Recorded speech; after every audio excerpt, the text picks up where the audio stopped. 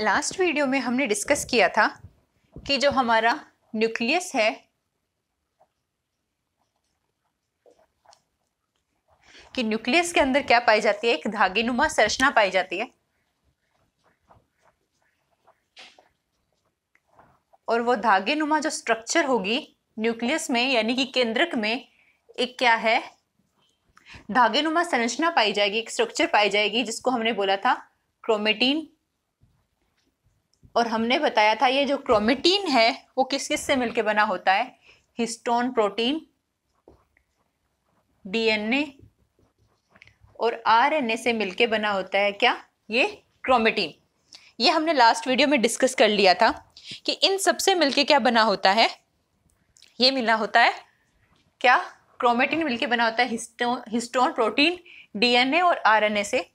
जो main component है वो अपना कौन सा होता है यहाँ पर, डीएनए। फिर हम बात करते हैं सेल डिवीजन यानी कि कोशिका विभाजन। सेल डिवीजन के टाइम जो न्यूक्लियस है वो पार्टिसिपेट करता है और ये जो धागेनुमा संरचना थी, ये जो धागेनुमा संरचना थी इसमें जो ये थ्रेड्स हैं ये टूटकर छोटी छोटी संरचनाएं बनाते हैं। ये क्या होंगे, आगे टूटेंगे संरचनाएं सेल डिवीजन के टाइम, क्योंकि न्यूक्लियस पार्ट लेगा तो ये स्ट्रक्चर भी इसमें पार्ट लेगी और ये जो टूट के छोटी छोटी स्ट्रक्चर्स बनाती हैं और वो स्ट्रक्चर ही क्या कहलाती है, क्रोमोसोम यानी कि गुणसूत्र। इस धागे की जो छोटी छोटी संरचनाएं होती हैं वही क्या कहलाती है, सेल डिवीजन के समय जो क्रोमेटीन के धागे हैं वो कई कई छोटी छोटी संरचना बनाते हैं जिन्हें क्या कहते हैं, हम क्रोमोसोम कहते हैं। क्या कहते हैं, क्रोमोसोम यानी कि गुणसूत्र कहते हैं। ठीक है, ये धागेनुमा जो संरचनाएं होती हैं वो छोटे छोटे टुकड़ों में टूटती हैं, वो ही क्या कहलाते हैं सेल डिवीजन के टाइम, वही क्या कहलाते हैं, क्रोमोसोम यानी कि गुणसूत्र कहलाते हैं।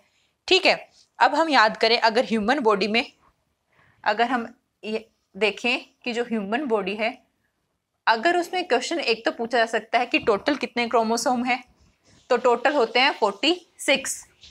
ह्यूमन बॉडी में टोटल जो क्रोमोसोम है वो है 46। अगर पूछा जाए number of pair of chromosome वो है 23, क्योंकि ये दो दो के जोड़ों के रूप में होंगे।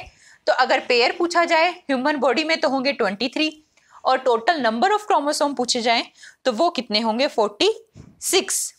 ठीक है, अब क्या है, इन क्रोमोसोम के ऊपर अगर हम देखें, इन गुणसूत्र के ऊपर बहुत सारे जीन्स लोकेटेड होते हैं। क्या होते हैं, genes are located on chromosome, यानी कि ये जो जीन है ये किस पे लोकेटेड होते हैं, किस पे होंगे, गुणसूत्र पर लोकेटेड होते हैं। और ये जो जीन है वो क्या कहलाते हैं, इन जीन को किस नाम से जाना जाता है, इनको जाना जाता है functional unit of DNA. Gene को किस नाम से जानते हैं, फंक्शनल यूनिट ऑफ डीएनए, यानी कि डीएनए की कार्यात्मक जो इकाई है वो क्या कहलाते हैं, जीन। धागेनुमा संरचना क्या है, क्रोमोसोम। क्रोमोसोम के ऊपर क्या पाए जाते हैं, जीन। और जो जीन है वो डीएनए की क्या है, एक फंक्शनल यूनिट है। जो क्रोमोसोम है इनको कहा जाता है, क्रोमोसोम को किस नाम से जाना जाता है, क्रोमोसोम को व्हीकल ऑफ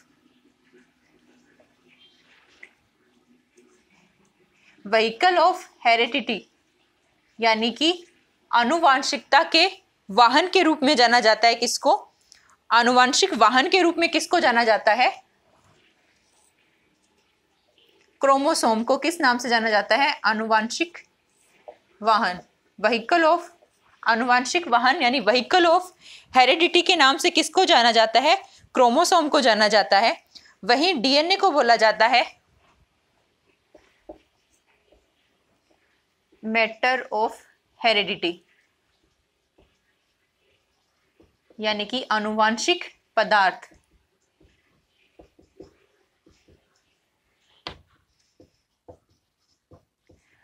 डीएनए को कहा जाता है मैटर ऑफ हेरिडिटी और जीन को बोला जाता है किस नाम से, हेरिडिटरी यूनिट।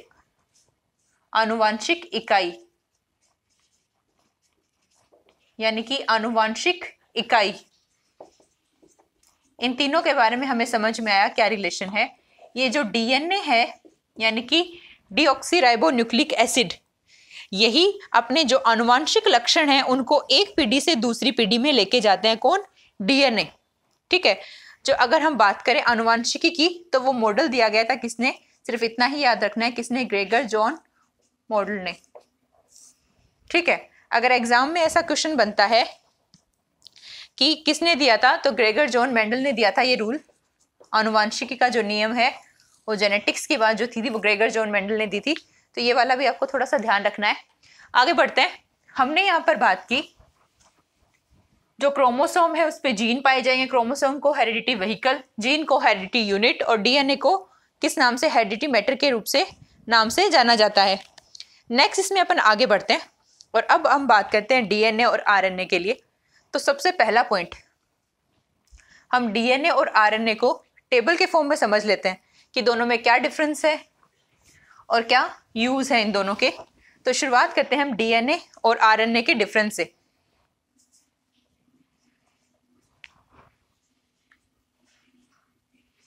ठीक है। इसके बारे में पढ़ें उससे पहले एक पॉइंट, डीएनए और आरएनए की स्ट्रक्चर के रिगार्डिंग एक डबल हेलिक्स मॉडल दिया गया था।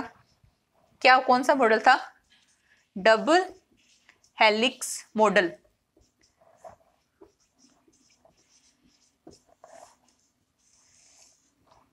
ये जो डबल हेलिक्स मॉडल था ये किसने दिया था? वॉटसन एंड क्रिक ने। किसके लिए था? डीएनए आरएनए के स्ट्रक्चर के रिगार्डिंग एक डबल हेलिक्स मॉडल दिया गया था। और जो ये डबल हेलिक्स मॉडल था ये किसने दिया था? वॉटसन एंड क्रिक ने ये मॉडल दिया था। अब हम डीएनए और आरएनए के बारे में बात करते हैं। ठीक है। सबसे पहले बात करते हैं डीएनए में। डीएनए में जो शुगर मिलती है वो कौन सी है? डीऑक्सीराइबोज। ठीक है। डीएनए और आरएनए की पहली बात मैं बता देती हूँ। जो डीएनए है वो क्या है? न्यूक्लियोटाइड का पॉलीमर है। डीएनए क्या है? न्यूक्लियोटाइड का पॉलीमर है। ठीक है, इतना ध्यान रखना है। और मैंने बताया डीएनए में जो शुगर है वो कौन सी है? डीऑक्सीराइबोज, जबकि आरएनए में जो शुगर है वो है राइबोज शुगर।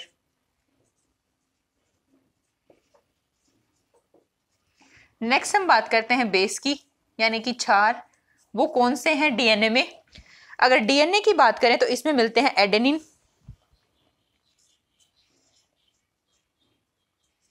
कौन सा है? एडेनिन, ग्वानिन,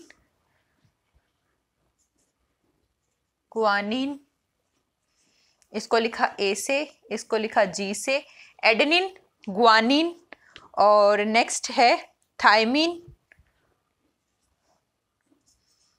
थायमिन टी से। और एक है एडेनिन, ग्वानिन, थायमिन और साइटोसिन। ठीक है, यहां पर ए टी से कनेक्टेड है, सी जी से कनेक्टेड है। ठीक है, एडेनिन और थायमिन के बीच में यहाँ पर ट्रिपल बॉन्ड होगा, सी और जी के बीच में, साइटोसिन और ग्वानिन के बीच में डबल बॉन्ड होगा। ये भी ध्यान रखना है। ए और टी के बीच में ट्रिपल बॉन्ड, जी और सी के बीच में डबल बॉन्ड होगा। नेक्स्ट अपन बात करते हैं, ऑलमोस्ट जो डीएनए है वो कहाँ मिलता है? न्यूक्लियस में मिलता है, न्यूक्लियस ऑफ सेल में मिलेगा। कौन सा? डीएनए। जबकि जो आरएनए है वो मेनली मिलता है साइटोप्लाज्म में। ये बॉन्ड वाला एक बार छोड़ लीजिए, मैं आपको कंफर्म करके बताऊंगी डबल बॉन्ड कौन सा कहां पे है। अभी सिर्फ इतना ही याद रख लीजिए, एडेनिन, ग्वानिन, थायमिन और साइटोसिन। जबकि आरएनए में क्या होता है? थायमिन की जगह क्या होगा? जो थायमिन है उसकी जगह क्या होगा? यूरेसिल। पर ए का टी के साथ बॉन्ड होगा और सी का जी के साथ बॉन्ड होगा, ये ध्यान रखना है। डबल और ट्रिपल में कंफर्म करके बता दूंगी आपको। आरएनए में क्या होगा? राइबोज शुगर होगी और थायमिन की जगह पर क्या होगा? यूरेसिल बेस यूज में होगा। आरएनए बेसिकली कहाँ होता है? ये होगा, यहाँ पर कैसे बॉन्ड बनेगा, ए के साथ यू का, सी के साथ जी का, क्योंकि यहाँ पे थायमिन की जगह क्या आ जाएगा, uracil in case of RNA. तो ये हमने डीएनए और आरएनए का एक बेसिक डिफरेंस यहाँ पर हमने पढ़ा। क्या डिफरेंस है, डीएनए में जो शुगर है वो है डीऑक्सीराइबोस शुगर, आरएनए में राइबोस शुगर, बेस है एडेनिन, ग्वानिन, थायमिन, साइटोसिन, यहाँ पर होगा एडेनिन, ग्वानिन, यूरेसिल और साइटोसिन। ये न्यूक्लियस ऑफ सेल यानी केंद्रक में मिलता है, आरएनए साइटोप्लाज्म में मिलता है, हमने पढ़ा था ईआर, ठीक है, वहां पर हमने ईआर पे जो रफ वाली ईआर थी वहां पर बताया था हमने राइबोसोम, और राइबोसोम में हमने बताया था आरएनए। तो ये ध्यान रखना है। अब एग्जाम में क्वेश्चन आता है कि जो डीएनए है उसका मेन फंक्शन क्या है और आरएनए का मेन फंक्शन क्या है। ठीक है, डीएनए का मेन फंक्शन है जेनेटिक एक्टिविटीज को कंट्रोल करना,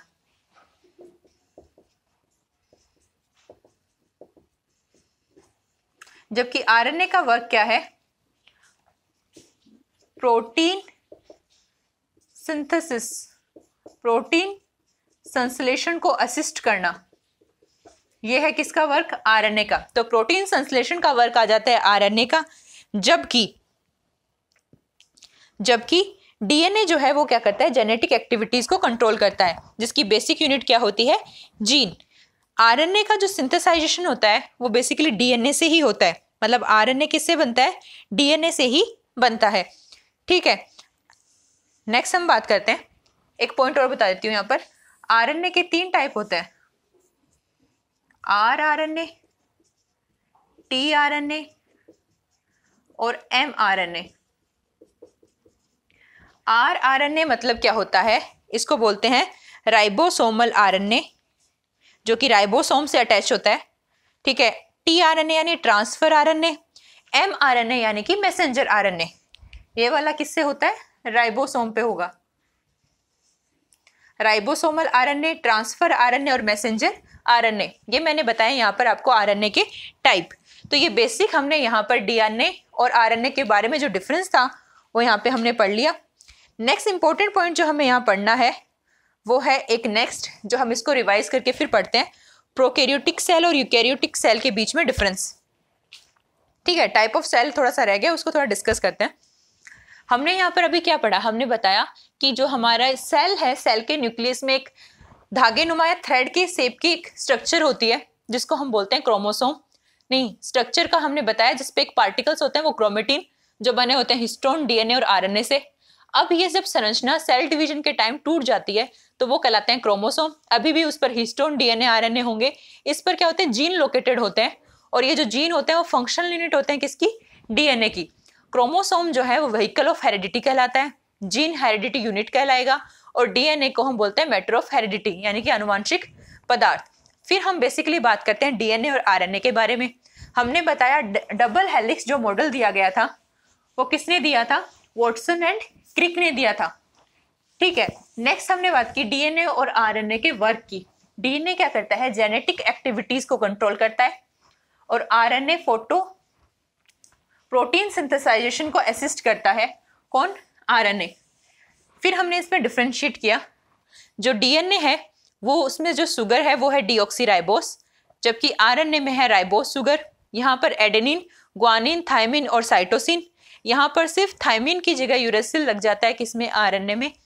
न्यूक्लियस ऑफ सेल कोशिका के केंद्रक में मिलेगा, और जबकि आरएनए सबसे ज्यादा कहाँ मिलता है, साइटोप्लाज्म में।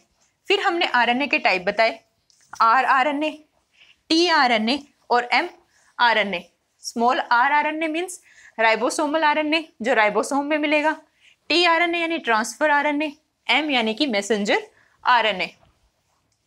अब हम सेल का एक टाइप डिस्कस करते हैं जो एग्जाम पॉइंट ऑफ व्यू से काफी इंपॉर्टेंट रहता है, जैसे क्वेश्चन फ्रेम होते हैं। एक आती है 2 टाइप्स ऑफ सेल है, यहाँ पर हम डिस्कस कर रहे हैं टाइप ऑफ सेल, कोशिका के टाइप। ठीक है, जिसमें सबसे पहले कौन सी सेल है, प्रोकैरियोटिक सेल।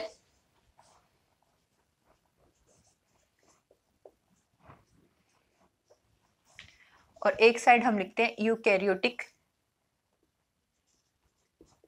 सेल। ठीक है, हम यहाँ पे डिस्कस कर रहे हैं 2 टाइप ऑफ सेल के, जिसमें एक है प्रोकैरियोटिक सेल और दूसरी है यूकैरियोटिक सेल।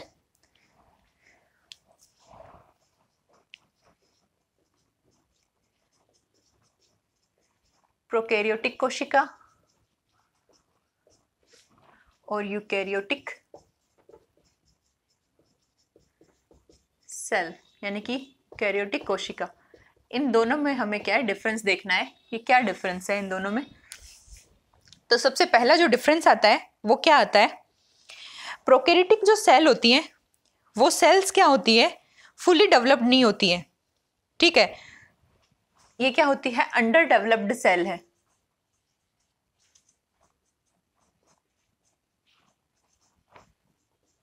जबकि यूकैरियोटिक जो सेल है वो मोर डेवलप्ड सेल है, ये पूर्ण विकसित सेल नहीं है, कौन सी, प्रोकैरियोटिक। और जो यूकैरियोटिक सेल है वो है मोर डेवलप्ड सेल होती है, ठीक है। इसमें क्या है, न्यूक्लियर मेम्ब्रेन नहीं होगा, किसमें, न्यूक्लियर मेम्ब्रेन किसमें नहीं होगा, प्रोकैरियोटिक जो सेल होंगी उनमें न्यूक्लियर मेम्ब्रेन नहीं होगा, जबकि यूकैरियोटिक सेल में न्यूक्लियर मेम्ब्रेन होगा। जो न्यूक्लियस होगा वो सराउंडेड बाय किससे होगा, न्यूक्लियर मेम्ब्रेन से, न्यूक्लियस यानी कि केंद्रक, केंद्रक झिल्ली से सराउंडेड होगा। नेक्स्ट अपन बात करते हैं इसमें क्या होगा, प्रोकैरियोटिक जो सेल्स होती हैं उसमें ओनली 1 क्रोमोसोम मिलता है, मतलब ओनली 1 गुणसूत्र, ठीक है। किसमें, प्रोकैरियोटिक जो सेल्स होती हैं in it only 1 chromosome is found, जबकि यूकैरियोटिक सेल में more than 1 chromosome are found,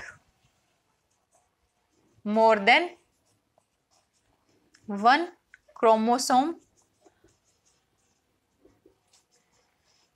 are found, while in prokaryotic cell only 1 chromosome is found, but in eukaryotic cell more than 1 chromosome are found। prokaryotic cell में cell organelle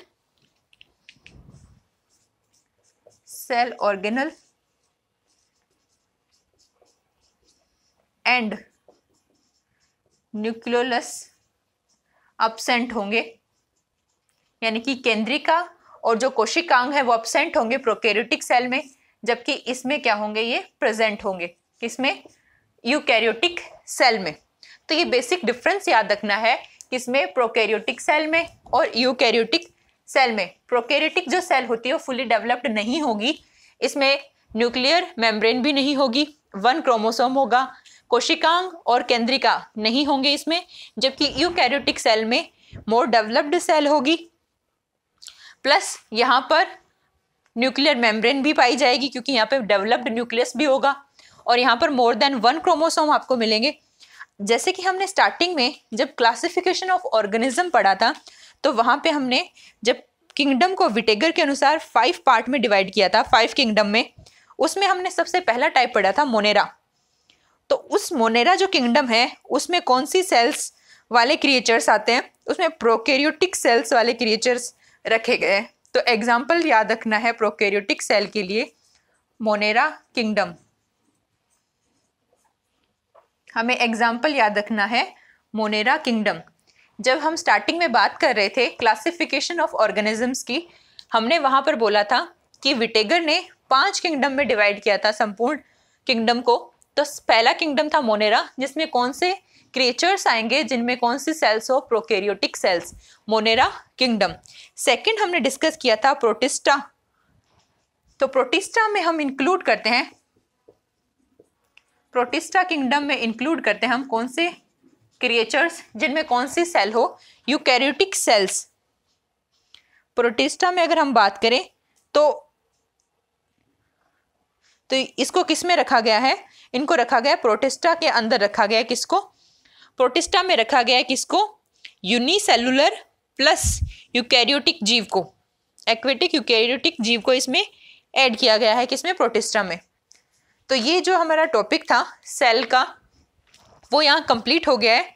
next video में अपन शुरुआत करेंगे plant kingdom से, और हम ऐसे ही 1 bye 1 इनको cover करेंगे। जल्दबाजी में करेंगे तो ये बायो है, इसमें बहुत मिस्टेक हो सकती है, इसलिए हम 1 बाय 1 ही ऐसे ही धीरे धीरे इसको पूरा कवर कर लेंगे। तो अभी तक हमारा सेल का टॉपिक कंप्लीट हो गया है, और सेल से कोई भी टॉपिक आएगा, कोई भी क्वेश्चन आएगा तो आप उसको श्योरली अटेम्प्ट कर पाओगे। तो जो यहाँ पे हमने लास्ट में भी डिस्कस किया प्रोकैरियोटिक और यूकैरियोटिक सेल के बारे में, इनके बारे में डिफरेंस पढ़ा और एग्जाम्पल देखे। मोनेरा किंगडम एग्जाम्पल होगा प्रोकैरियोटिक को, यूकैरियोटिक को इंक्लूड किया गया किसमें, प्रोटिस्टा किंगडम में। Thank you.